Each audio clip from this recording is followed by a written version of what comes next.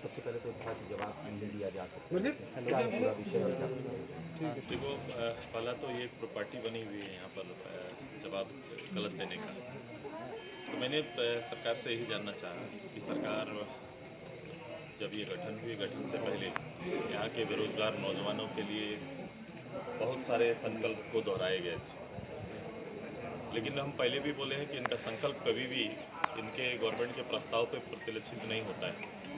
बावजूद इसके इनका 2020-21 का बजट पत्र जो इन्होंने भाषण पढ़ा, उसमें इन्होंने अपना प्रस्ताव रखा था कि पूरे वित्तीय वर्ष के अंदर में राज्य में जो ग्रेजुएट पोस्ट ग्रेजुएट छात्र हैं, पास आउट जो हैं पिछले 3 साल तक, उनको हम 5,000-7,000 रुपया मासिक नहीं कहा था, वार्षिक कहा था, वार्षिक हम दे देंगे। क्योंकि पहले ये वार्षिक घोषणा करते हैं चुनाव से पहले, बाद में जब सरकारी कागज में आते हैं तो ये मासिक छोड़ के वार्षिक में परिणत हो जाता है।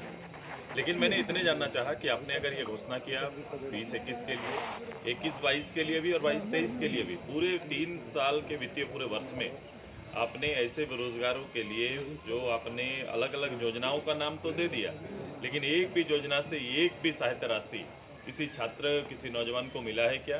तो उसका जवाब आपने देखा कि निरुत्तर हो गई सरकार और कही कि हम लोग नहीं कर पाए, लेकिन आने वाले साल में करेंगे। तो मैं ऐसे नहीं कहता, ये सरकार युवाओं की भावना से खेल रही है। इनका यूथ को लेकर, यहाँ के नियोजन को लेकर, वो बच्चे अच्छे पढ़ाई कर पाए, अच्छी अच्छा प्रशिक्षण इनको मिले, इनको लेकर कोई प्लान नहीं है। और अंत में हस्तक्षेप करते हुए अध्यक्ष जी को बोलना पड़ा, ठीक है, आपके प्रश्न के बाद से शायद सरकार शुरू करे। यही है इनका, यही गैर जवाबदेह सरकार का अंतर है।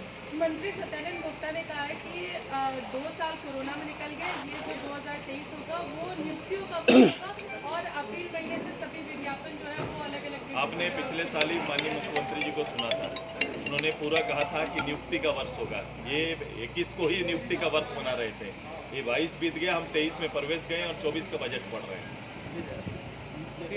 सर, हजारीबाग वाला जो मामला है, सरकार को कोई भी मामला सामूहिक रूप से विपक्ष द्वारा उठाया जाता है तो एक जवाबदेही के साथ इसका जवाब देना चाहिए, मैं यही मानता हूँ।